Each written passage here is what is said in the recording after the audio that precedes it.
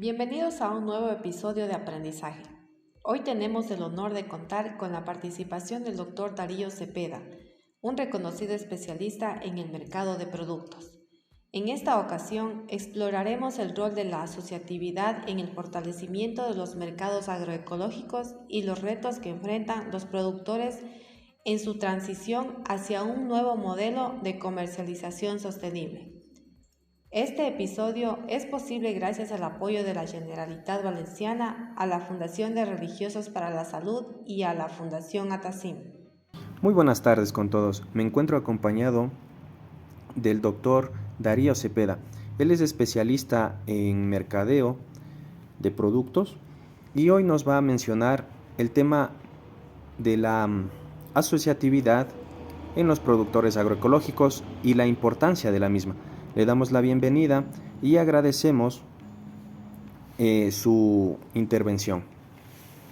Bueno, muy buenas tardes a todas, a todos. Muchas gracias por este conversatorio. La idea de desarrollar la asociatividad en esquemas agroecológicos, primero es un desafío, ¿no? Un desafío que va vinculado.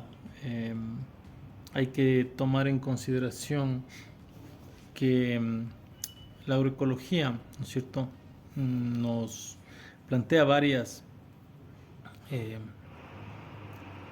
expectativas, ¿sí?, pero no hay productivas específicamente, pero no hay que dejar de lado que eso tiene que venir relacionado con un acceso a mercados.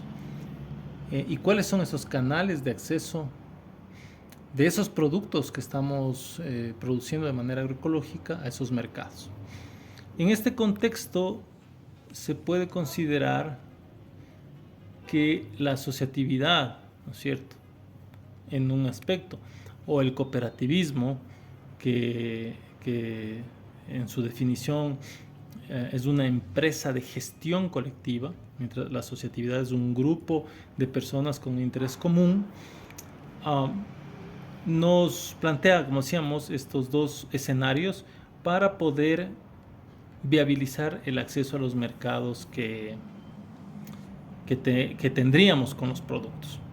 Si bien la comercialización es un problema específico, más allá del tipo de producto que tengamos, la agroecología tiene unas bases epistemológicas, vamos a decir, unos principios en donde estamos hablando de una colaboración, estamos hablando de apoyo, estamos hablando de un bienestar colectivo.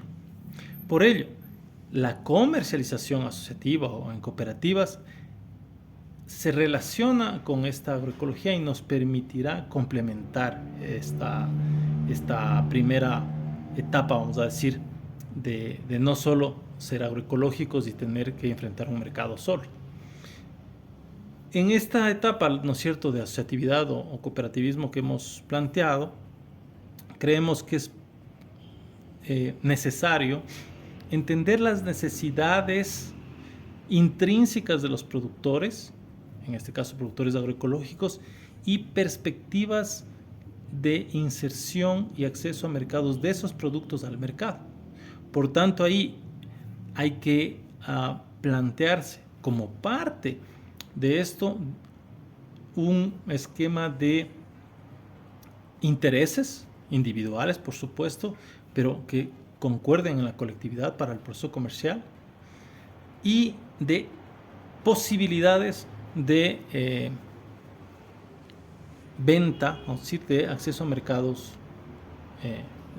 de los productos que tengamos. Estos elementos no excluyen también, por supuesto, los aspectos administrativos, de gestión, de administración, de asistencia técnica, de servicios que puede dar la asociación a sus asociados, a sus productores o a sus cooperados.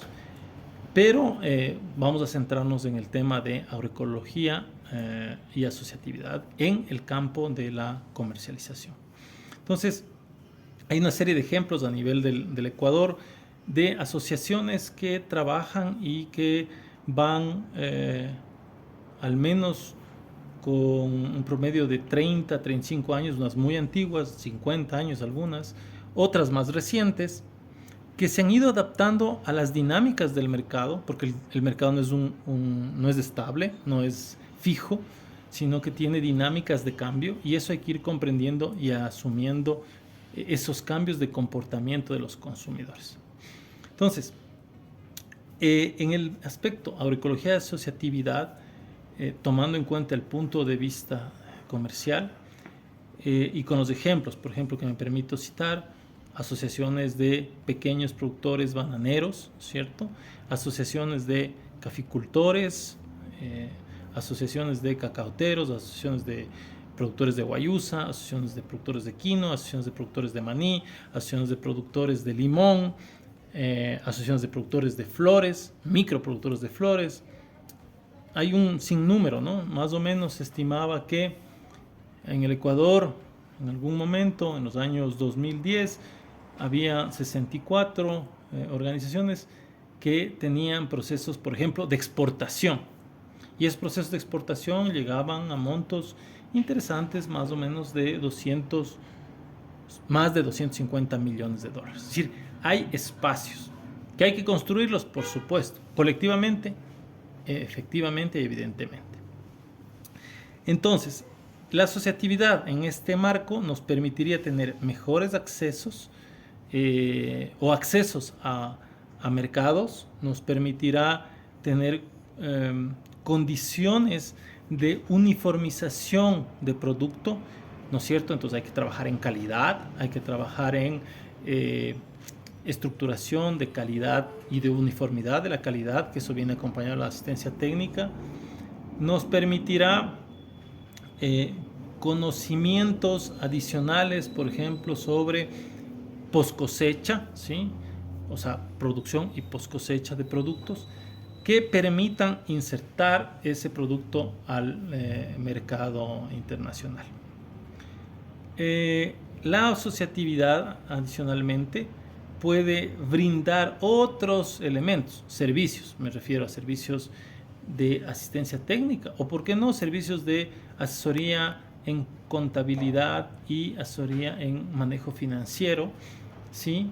Puede ser asesoría en esquemas de riego, por ejemplo, o a su vez puede ser también una forma de adquisición colectiva de insumos en función de las necesidades para tener mejores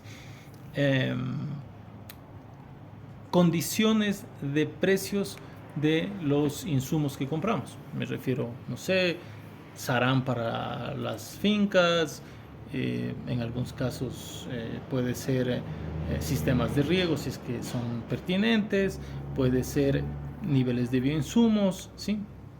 Y ahí también, por ejemplo, uno de los servicios es que la asociación promueva bioinsumos o produzca y entregue bioinsumos a la organización a una condicionante de un precio mucho más accesible o con mejor calidad.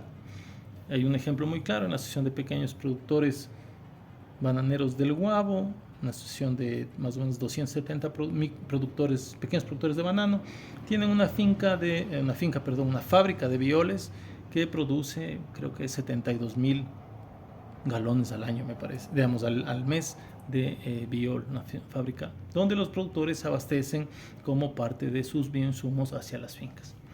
Entonces, la asociatividad tiene esos esquemas importantes, relevantes, que se van complementando con la agroecología en esta fase que hemos dicho, en su proceso comercial, pero también de adquisición de insumos y en mecanismos de producción.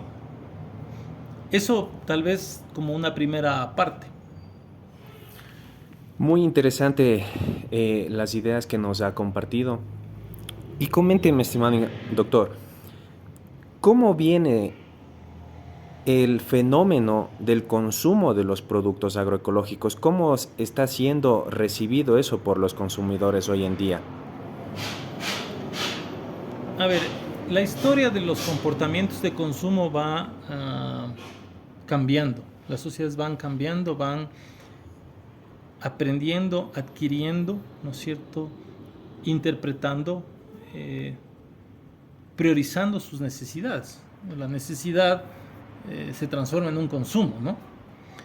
De acuerdo muchas veces, evidentemente, a nuestro poder adquisitivo. Pero globalmente, si hacemos una recopilación histórica, productos, vamos a decir, mucho más saludables, ¿no es cierto? Que en sus inicios hablaban de los primeros productos orgánicos, de los primeros movimientos, eran unos productos muy específicos de nicho. Es decir, estos productos eran muy localizados los consumidores en grupos relativamente pequeños. Conforme fue avanzando y han ido avanzando las investigaciones, los esquemas, nos damos cuenta que el consumo va transformándose, va migrando hacia un tipo de consumo más bien de diferenciación. Es decir, ya no soy un producto de nicho, sino que tengo un grupo de consumidores que buscan productos diferenciados. Hay un incremento, por ejemplo, las certificaciones. La certificación lo que hace es diferenciar, ¿no es cierto?, mi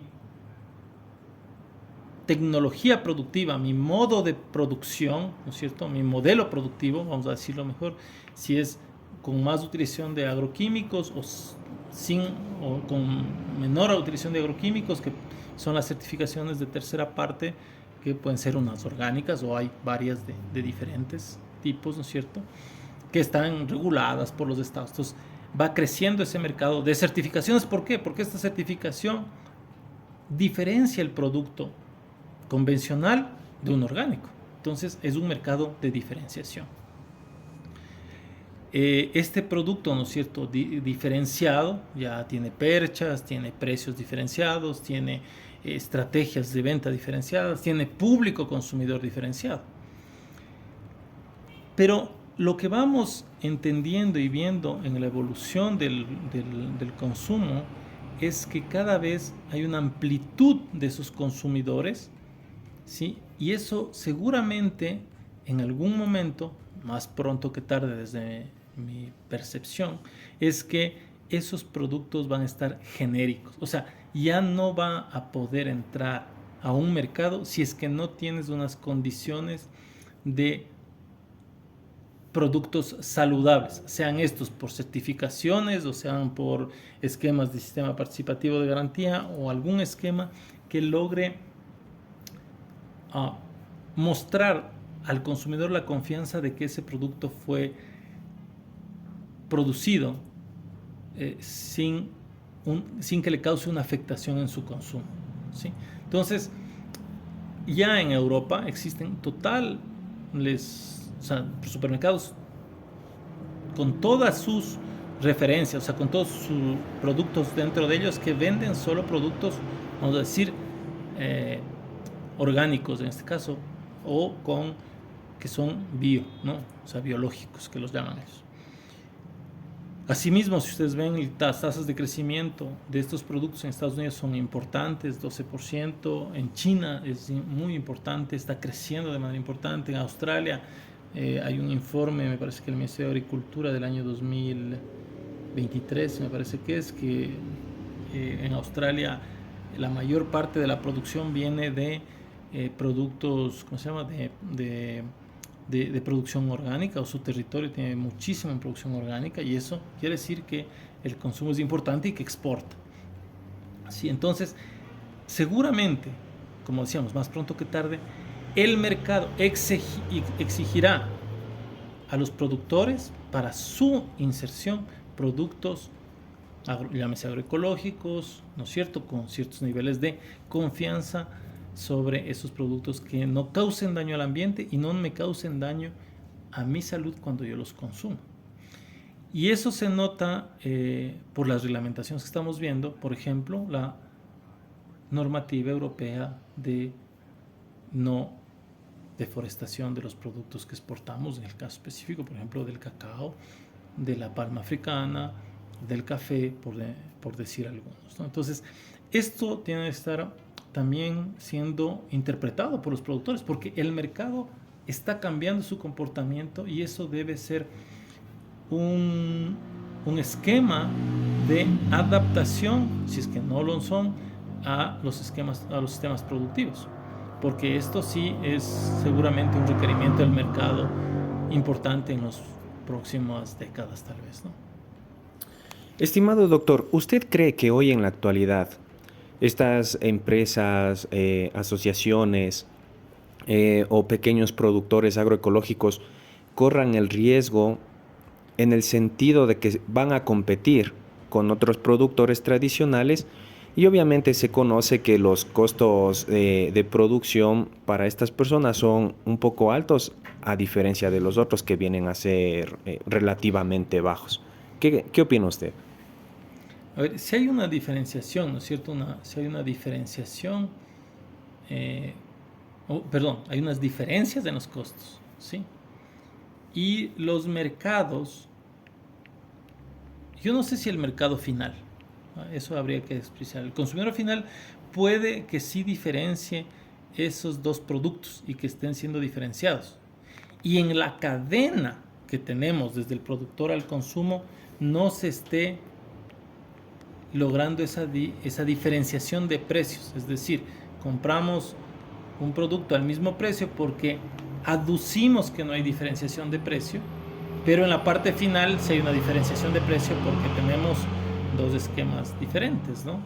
Entonces, eso puede pasar en la cadena. Hay que analizar con un estudio de cadenas cómo es el comportamiento y cómo son los flujos, si realmente hay una mezcla de productos o si hay dos circuitos diferentes que logran al final diferenciarse.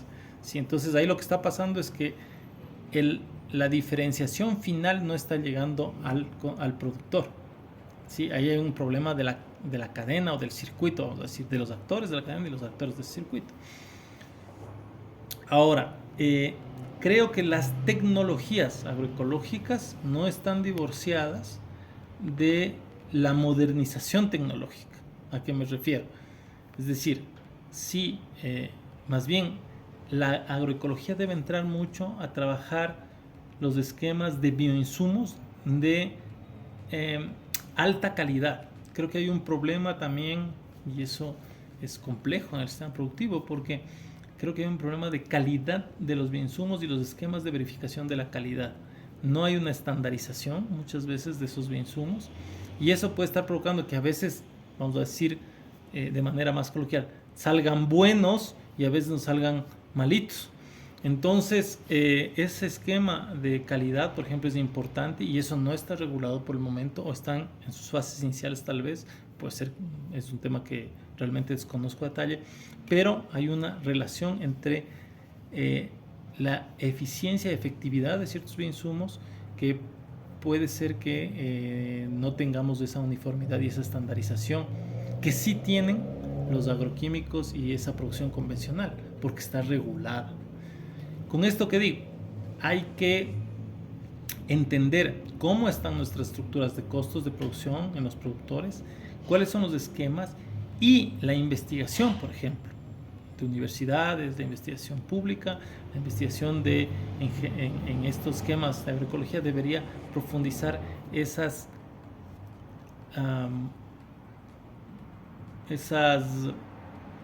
particularidades que tienen los bioinsumos y sus comportamientos en los cultivos o en las crianzas que tenemos, porque también hemos estado hablando tal vez de cultivos, pero hay que pensar que también la agroecología es un esquema de crianza menos desarrollado, ¿no? Entonces, ¿cuáles son las mezclas forrajeras, por ejemplo? ¿Cuáles son los esquemas de rotación de pastizales que permiten tener mejores niveles de producción con una producción agroecológica? Eso también hay que analizar. Es decir, tal vez no hay que confundir la agroecología con una producción tradicional, vamos a decir tradicional entre comillas, sino vamos a decir con baja tecnología. Porque los bioinsumos pueden ser de alta tecnología, es decir, saber cuáles son los microorganismos de esa zona y utilizar los microorganismos pertinentes de esa zona para los procesos de producción agroecológica en los cultivos y cómo interactúan suelo, planta, ¿sí?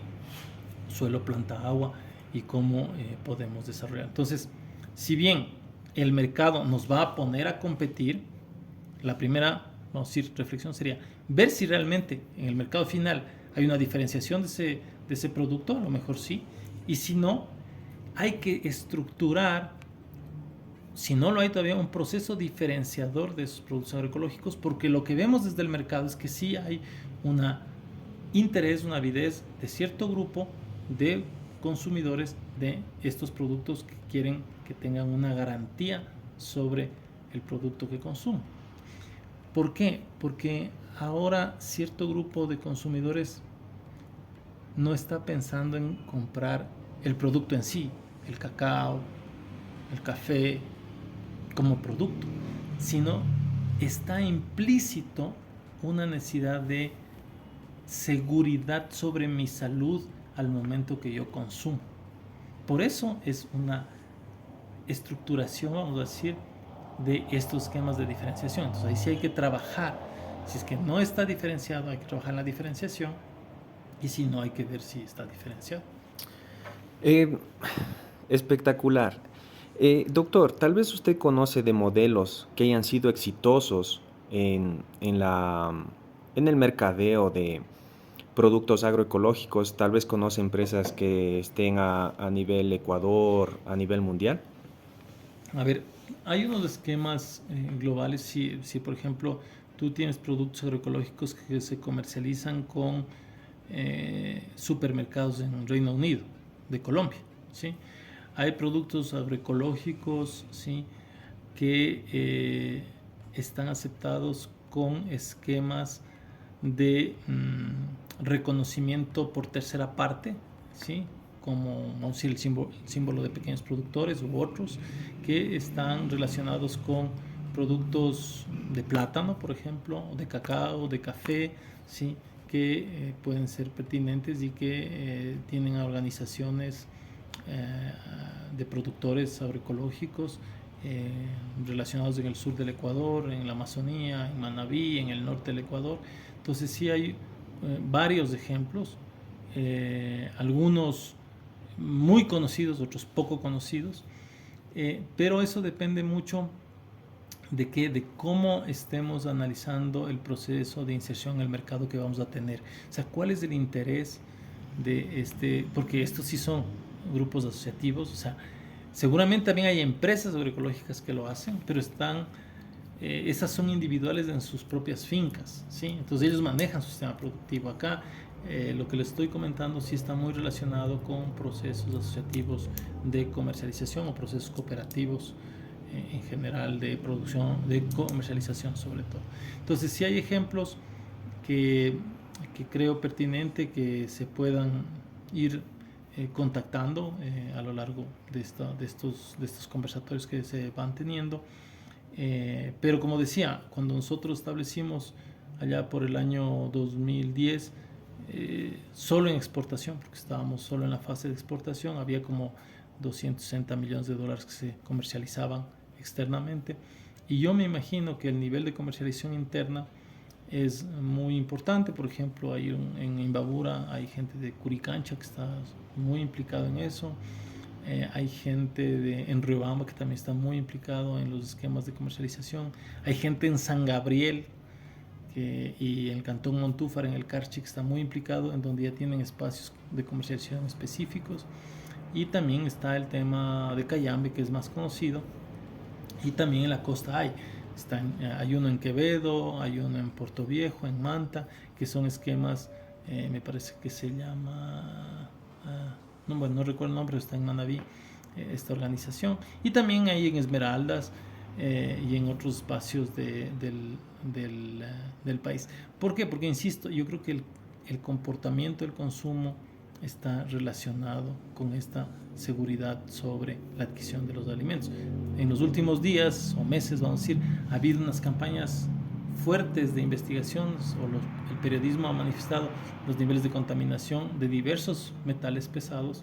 Entonces la gente, eso hace un impacto en la sociedad y la gente empieza a repensar sus formas de consumo. Muy acertadas sus ideas, doctor. Y como mensaje final, ¿qué pudiese usted hacerles llegar a nuestros productores agroecológicos? Como les decía yo, la agroecología es unos desafíos, no solo son desafíos productivos, sino desafíos comerciales, organizativos, pero esos desafíos hay que sistematizarlos y organizarlos, ¿sí? Hay que consolidar estructuras sólidas de intereses comunes para una gestión común de administrativa del territorio para mí. Es decir, tener un territorio agroecológico va a tener o tiene sus ventajas en salud individual, en salud colectiva, en esquemas de prácticas, ¿no es cierto? Pero también esos desafíos nos van a venir con nos van a dar ciertos esquemas comerciales. Es decir, y ahí mi insistencia es, hay que encontrar, ¿no es cierto?, ese match consumo-producto que tenemos. A veces nuestra reflexión es, bueno, tengo esto y esto sé producir. Hay que, de un lado, buscar a ese producto un match, pero también hay que ver qué está planteándose en el consumo en mercados de cercanía, en mercados medios y también, ¿por qué no?, en muchas ocasiones en exportación.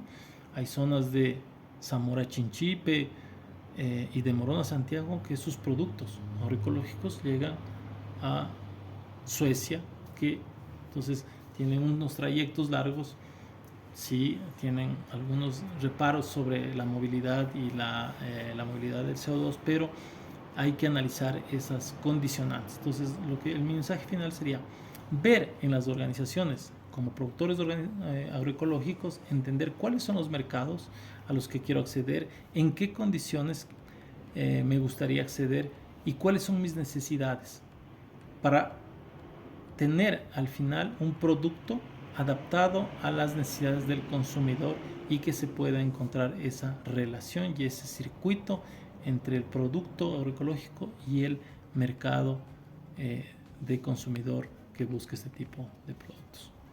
Le agradezco muchísimo por su valioso tiempo, estimado doctor. Muchas gracias por acompañarnos en este enriquecedor episodio. El doctor Cepeda nos ha dejado valiosas reflexiones sobre la importancia de la organización y la diferenciación para impulsar los productos agroecológicos hacia mercados nacionales e internacionales. Agradecemos nuevamente el respaldo de la Generalitat Valenciana, a la Fundación de Religiosos para la Salud y a la Fundación Atacim.